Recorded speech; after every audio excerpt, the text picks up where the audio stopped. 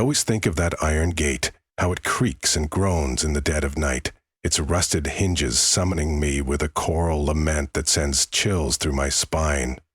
The first time I set eyes on the abandoned asylum, I was a naive thrill-seeker. Fog drifted across the weed-choked courtyard in ghostly tendrils, and shards of moonlight fell through the bars of the gates.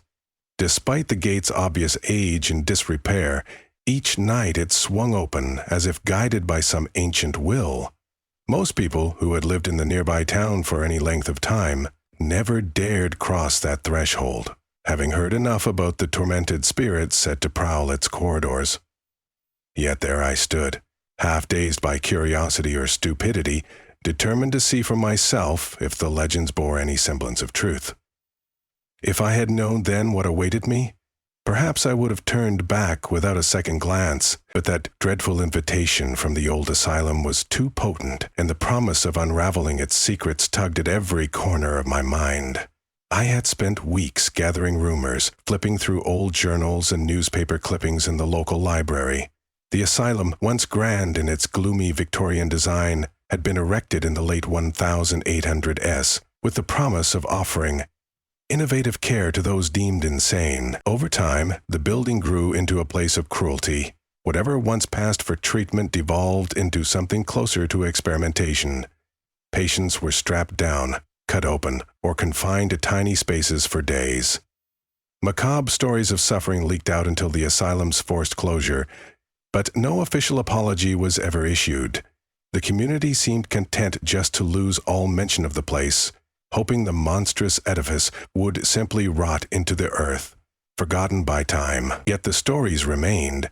The caretaker who hung himself on the rotting beams, the mother forcibly committed for postpartum melancholy, who starved to death in a windowless cell, and so many others disappeared behind those blackened brick walls, never to be seen again. On my first night stepping through the gates, I felt as though the ground itself was scorched by tragedy. Even the stunted weeds felt sinister beneath my feet. My flashlight danced across broken windows, gnarled vines creeping up the facade, and the collapsed roof of a side wing that looked like it had caved in from the weight of too much misery.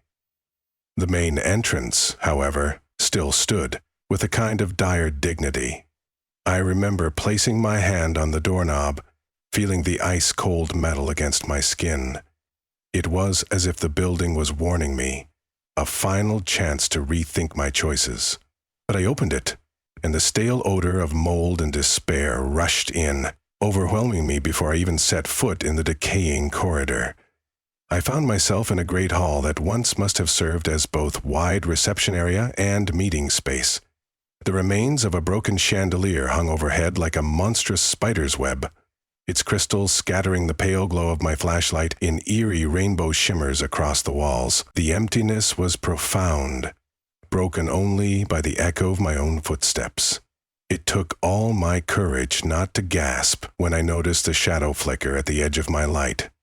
Was it a swirl of dust, or a figure darting just out of view?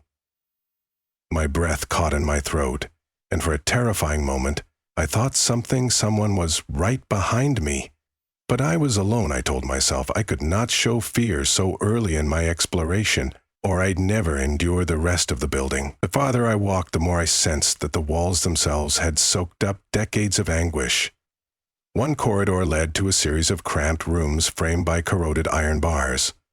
These, I realized, were the patient wards. The stench of damp rot was nearly overpowering. Flaking paint revealed rotten wood beneath, and water dripped steadily from the ceiling, forming small puddles that seemed to glimmer in the halo of my flashlight. I approached one room whose door had fallen off its hinges. Inside, I saw a rusted bed frame with straps still dangling from its corners, an unsettling testament to the barbaric restraints once used. The sight struck me so profoundly that I hardly noticed the faint rattling of chains at first. At the periphery of my hearing, it droned incessantly, like a restless child dragging a metallic toy along the ground. But whenever I whipped around to catch the source, nothing was there. A single step forward brought me an inexplicable sense of vertigo, I doubled over, pressing a hand to my stomach. The hallway wavered as if caught in a heat wave, and in that moment, I heard them. Voices. Otherworldly murmurs rumbled through the half-collapsed corridor, blending into a single, tortured wail that demanded free air. Some moaned for release. Some shrieked for justice. It was as if hundreds of souls had converged in one place, all crying out in unison. Then, just as quickly as it began, the cacophony died into an echo. When my head cleared, my knees burned from kneeling on the broken tile floor. My flashlight had rolled aside, illuminating only a slice of the corridor. Reaching for it, I steeled myself against a repeating question. Am I truly alone here? I pressed onward. Down the corridor, I came upon a locked metal door with a narrow window of reinforced glass set at eye level.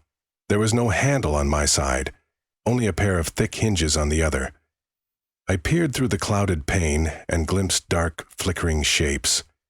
They floated like ribbons caught in a gust, coiling around each other in patterns that defied reason. Without warning, the darkness converged into two faintly glowing spots that resembled I felt their gaze upon me, unwavering, and I stumbled back with my heart pounding. Something knocked from the other side of that door, once, twice, 3 times. Each sharp rap reverberated through the stillness, shaking my composure. Unable to tear my eyes away, I thought I saw an emaciated hand press itself to the glass, leaving a pale imprint. A final booming knock caused a long crack across the window. Snapped from my frozen state, I scrambled away. I fled back up the corridor, too shaken to think coherently about what I'd just witnessed. Somehow I found myself in another part of the asylum. The walls were covered with outdated medical charts, pinned haphazardly. One paper, haphazardly, showed a scrawling note. Patient 19. Delirium intensifying. Requests for home. My conscience tightened at the realization that these people had been pleading for a reprieve from the horrors they were subjected to. In the flickering beam of my flashlight, something else caught my eye at the far end of this makeshift office.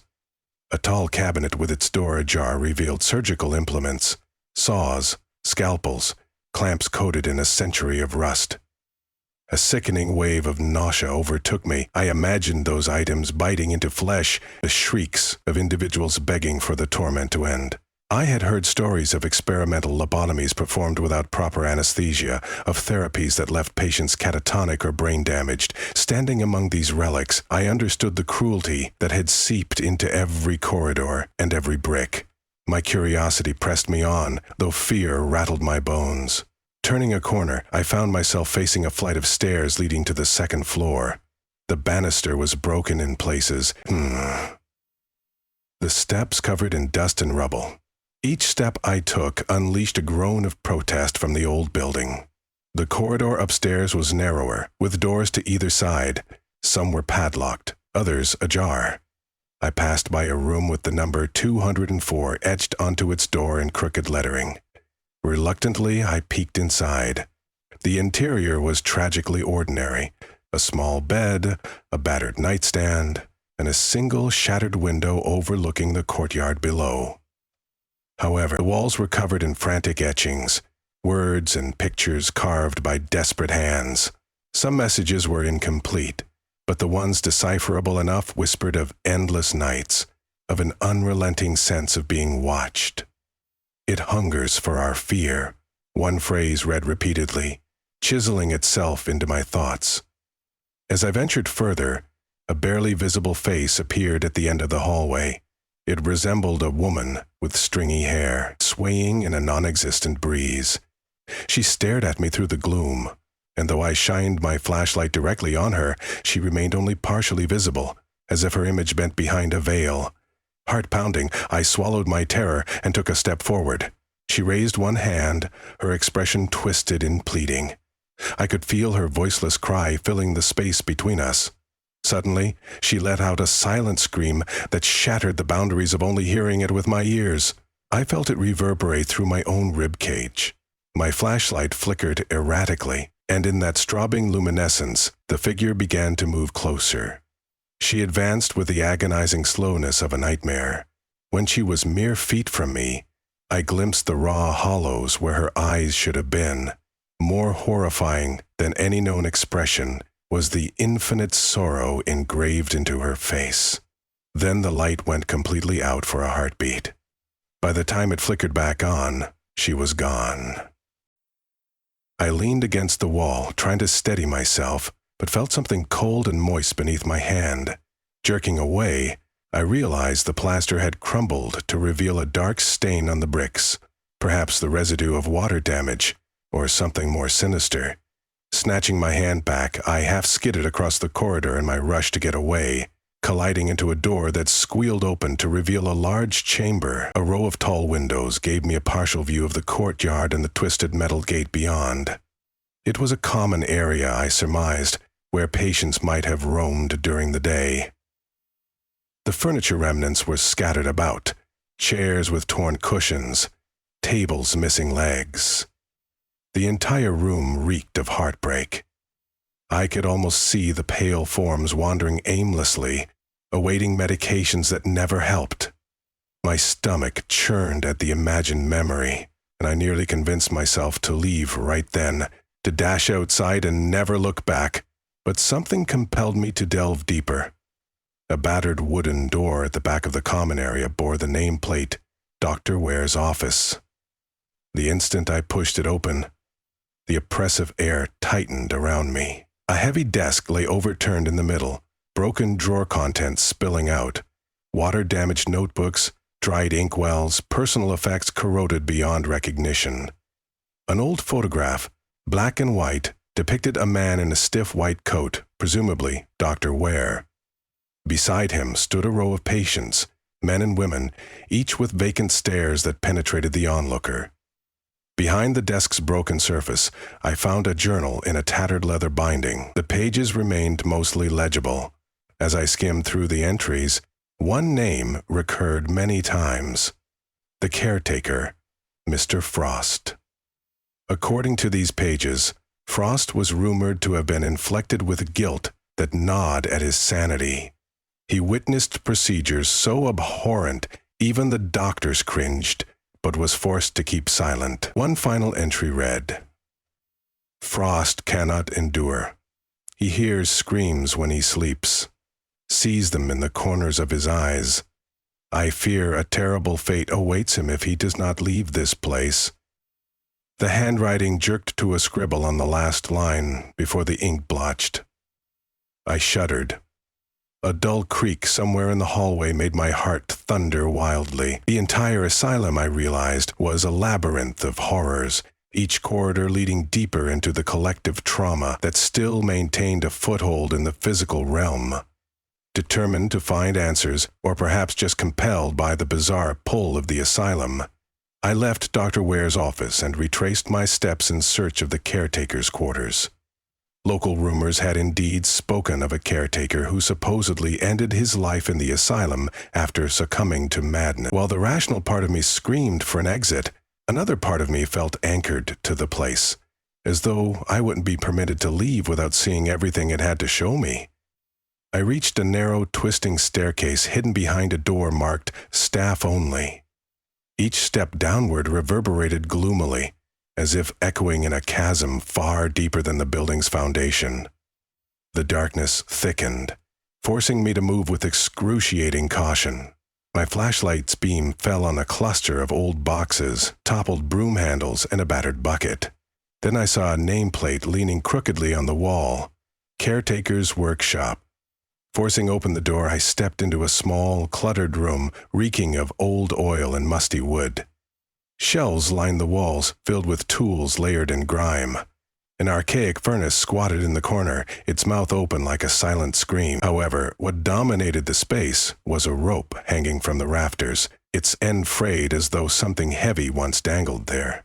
Cold dread saturated every inch of my skin. This was where Frost had ended his life. A faint sound, like a single, choked sob, intruded on the silence. I followed it around the workshop to a small adjoining room. There, a rickety cot sagged beneath a single tattered blanket. Soot-stained papers lay scattered on the floor, and I noticed they were covered with frantic scrawls, not unlike the ones I had seen scratched into the walls upstairs. Words mingled with sketches of contorted faces, eyes wide in terror. They are in the walls. They will never let me rest. Cannot sleep. Cannot think. The caretaker's final testament to his collapsing mind. One entry written in bold letters read, "The gates open for them every night. They wander until dawn, desperate for release they will never find." I felt as if I could sense his despair circling this small area like a ragged specter.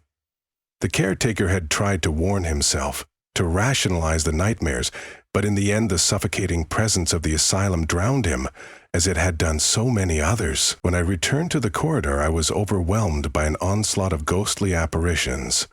Some flitted by as pale flickers, while others stood rooted like living nightmares. I caught glimpses of skeletal orderlies pushing wheelchairs that creaked with phantom weight. The shapes of patients staggered through the gloom, their eyes fixed on something distant, their faces drawn in agony and confusion. Fear hammered within me, yet a strange sorrow accompanied it.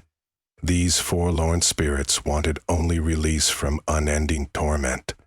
The building had become their impenetrable prison, its decaying corridors echoing with the cries of souls who never had a chance to escape in life.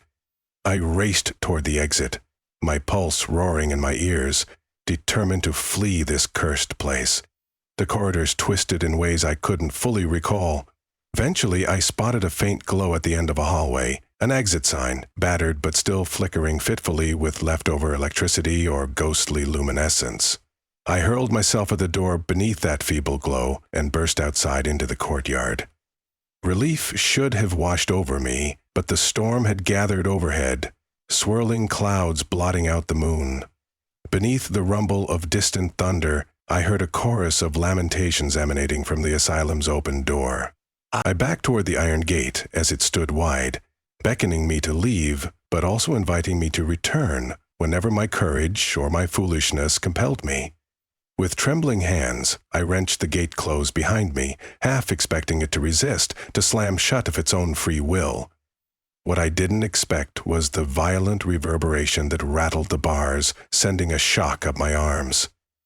I collapsed onto the wet grass, staring up at the roiling sky. Though the asylum was now sealed on this side, its windows still flickered with uncanny sparks of light. Beyond the gate, I could make out the faint shapes drifting past the shattered glass, restless spirits continuing their nightly cycle of despair. A swirling gust carried the moan of the old hinges across the air, a final, faint echo of everything I had witnessed. Deep in my thoughts, I realized this was no random phenomenon. Some ancient force tied to the horrors that took place there caused the gate to unfasten each night. It was as if the dense accumulation of pain, anguish, and longing had acquired a will of its own. The locked gate of the day dissolved under the weight of those spiritual forces, allowing them a temporary reprieve from the silent gloom. But freedom eluded them. I thought that would be the end of my brush with the asylum, but slumber eluded me for days, unable to shut out the pale faces I had seen. I had difficulty convincing myself that it was mere delirium of a frightened mind. Had they truly appeared before me, or was it my imagination forging shapes in swirling darkness?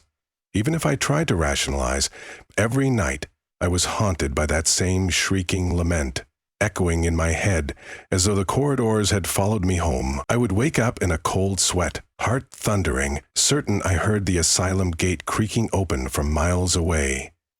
With each day, the pull in my chest grew stronger, as though the ghosts beckoned me back to stand among their ranks of restless watchers.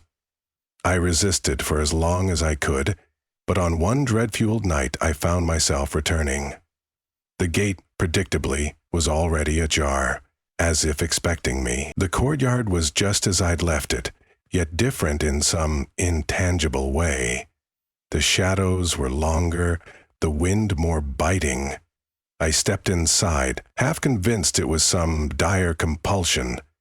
I had to see if anything had changed, if some silent shift in the ghostly cycle might offer them release. As I walked through the hallways, the walls quivered with that low, mournful murmur yet again. The ghostly apparitions, once so fleeting, now moved in slow, measured paces, acknowledging me with vacant expressions. One, a gaunt figure in a straitjacket, turned his hollow gaze upon me. In the flicker of my flashlight, I could see disfiguring scars across his forehead. He moved closer, but not menacingly. More searching than anything else. I felt his lips tremble, shaping a wordless plea.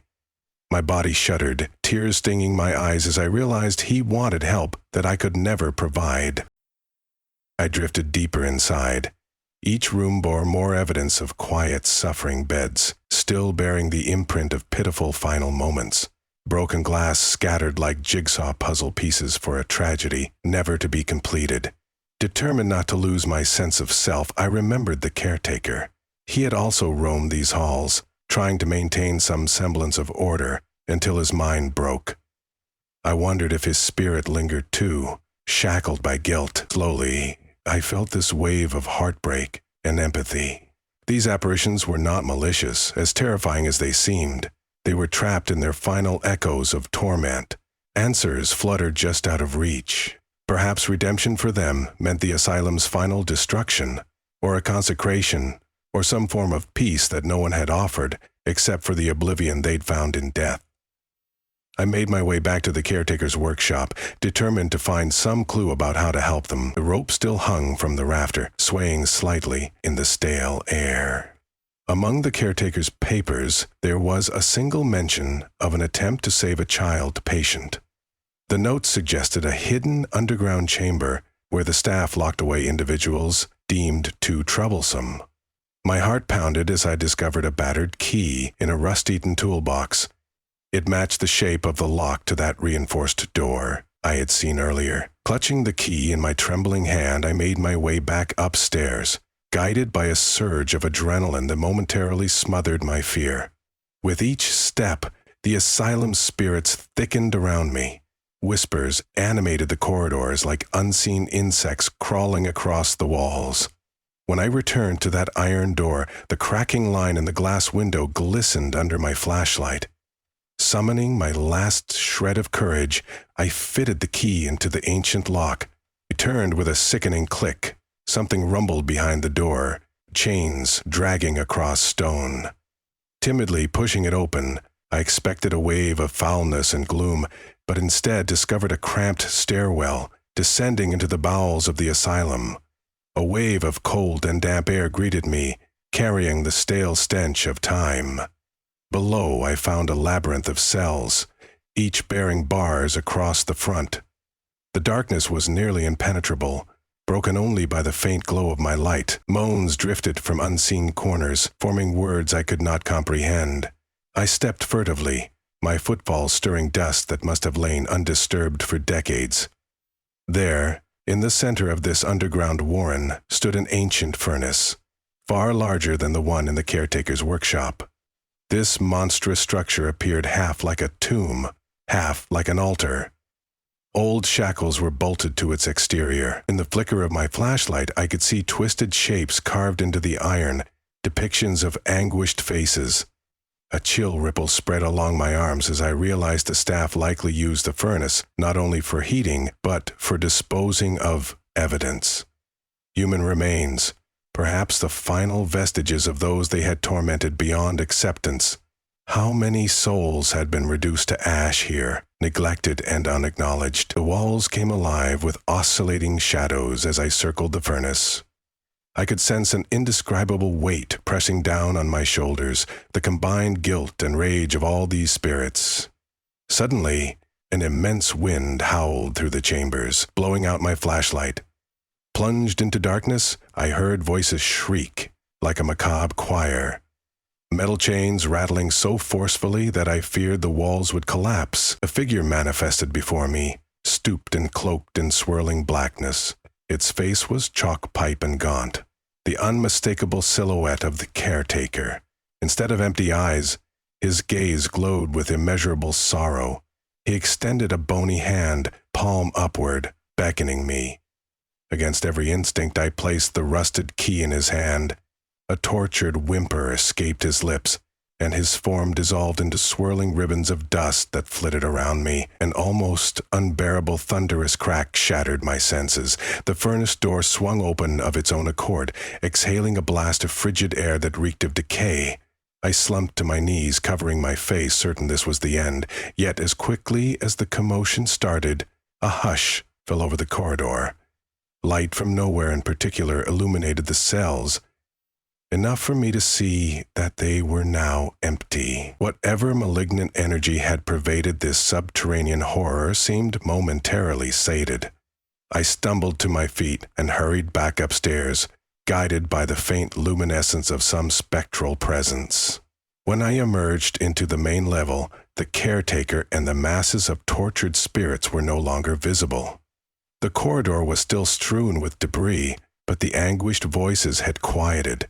Something had changed. Though I could not claim to have broken whatever curse bound them, it felt as if a measure of relief now filled the air. As I approached the entrance, I noticed the moon had pierced the clouds, shining more brilliantly than before onto the courtyard. The gate still stood, wide open. Standing in the threshold, I gazed back into the asylum one last time. Faintly, I saw the outlines of shapes drifting away from the door, no longer screaming for release with the same excruciating intensity. Perhaps they found solace in that subterranean furnace being acknowledged. Perhaps the caretaker had finally come to terms with his guilt when I offered him the key. Whatever the reason, the building felt less oppressive, even if only by a fraction. In time, I staggered back through the gate, unsteady but alive. The wind whispered through the iron bars, twisting them into a mournful lullaby. Behind me, the massive doors of the asylum seemed to sigh in unison with the night. I didn't look back as the gate groaned on its hinges, swinging shut with finality. Whether it would reopen tomorrow, the next night, or the night after, remained an unanswered question. But I carried the memory of those spectral faces in my mind, knowing that some tragedies never truly find a resolution, only a fragile pause. And somewhere within those dark, peeling corridors, the remnants of tortured souls might be healing just enough to slip free from their chain. Or perhaps their anguished howls would echo eternally, haunting the place long after the walls had finally crumbled to dust. When the wind finally stilled, and I found myself under the moon's solitary glow, I became aware of my heartbeat again. I pressed a trembling hand over my chest, letting the air fill my lungs.